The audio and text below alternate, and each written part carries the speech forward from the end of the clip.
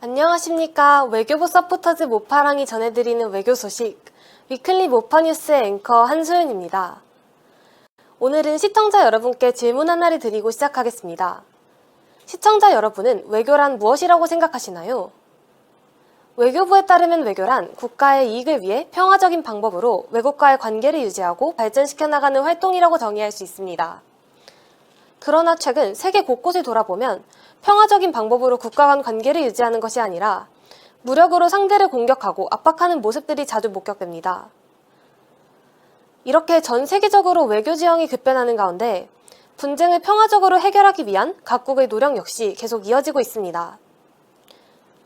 오늘 모파뉴스에서는 자국의 이익과 안보를 확보하기 위해 세계 각국이 어떻게 외교 협상을 벌이고 있는지 살펴보고자 합니다. 먼저 우리나라가 어떤 외교 무대에 참여하여 우리 국익을 위해 그리고 또 국제 분쟁 해결을 위해 노력하고 있는지 살펴보도록 하겠습니다. 자세한 소식 벨기에에서 김세령 기자가 전해드리겠습니다.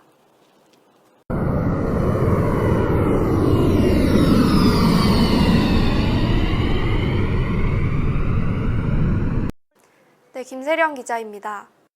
이곳 벨기에 브뤼셀에서는 지난 4월 3일부터 4일까지 북대서양 조약기구 나토 창설 75주년 기념 외교장관 회의가 개최되었습니다.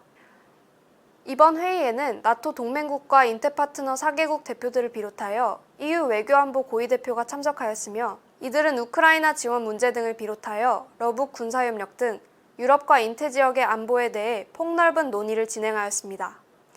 회의에 참석한 조태열 외교부 장관은 우리나라가 우크라이나 전쟁 종식 및 평화 회복을 위해 우크라이나를 지원해 나갈 것이라고 밝히며 이에 대한 구체적인 계획으로 23억 달러 규모의 중장기 패키지 지원과 더불어 나토의 우크라이나 신탁 기금을 통해 1200만 달러 규모의 군 재활센터 사업 기여 계획도 발표했습니다.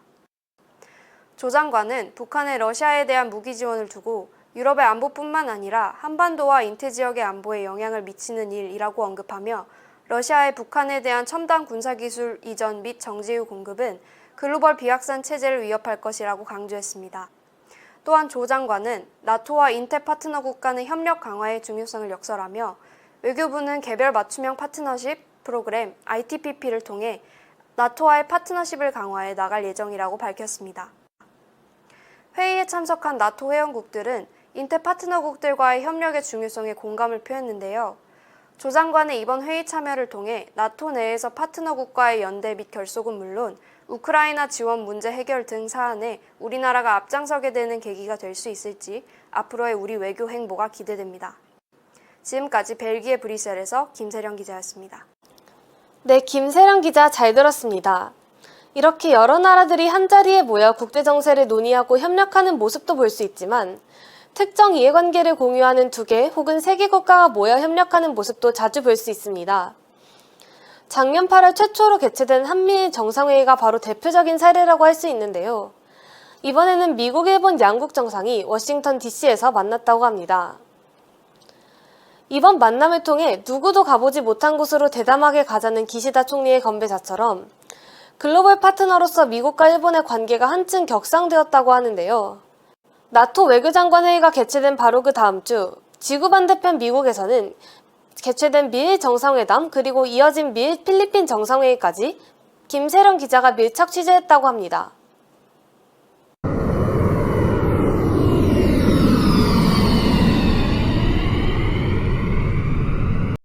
네, 미국 백악관에 나와 있는 김세령 기자입니다. 현지 시간 기준 지난 4월 10일 미국 백악관 이스트룸에서 미국의 조 바이든 대통령과 일본의 기시다 후미오 총리가 만나 미일 정상회담을 개최하였습니다.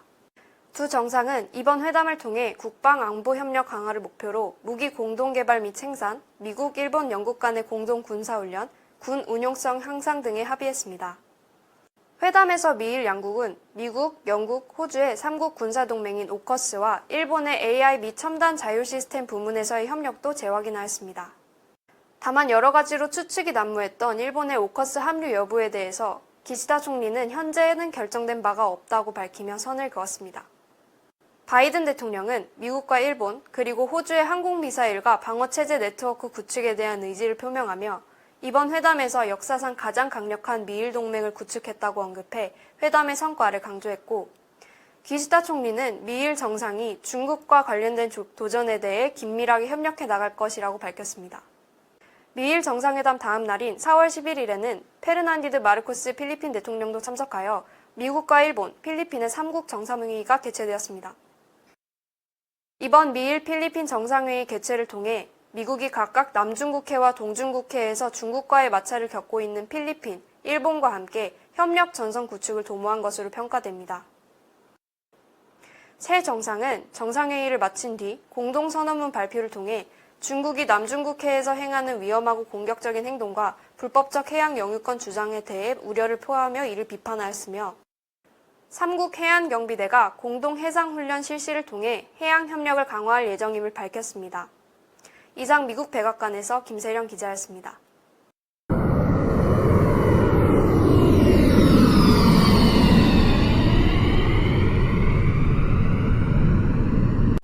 외교부 서포터즈 모파랑이 전해드리는 외교 소식. 위클리 모파뉴스 오늘 준비한 소식은 여기까지입니다.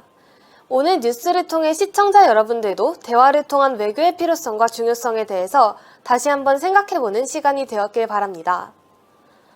아울러 오는 5월 서울에서 한일중 정상회의 개최가 추진 중에 있다고 합니다. 이는 코로나19 팬데믹으로 미루어졌던 정상회의가 4년 만에 개최되는 것인데요. 이번 한일중 정상회의에서는 북핵과 우크라이나 정세 등 최근 국제무대에서 긴밀하게 논의되었던 의제가 이어서 등장할 전망입니다.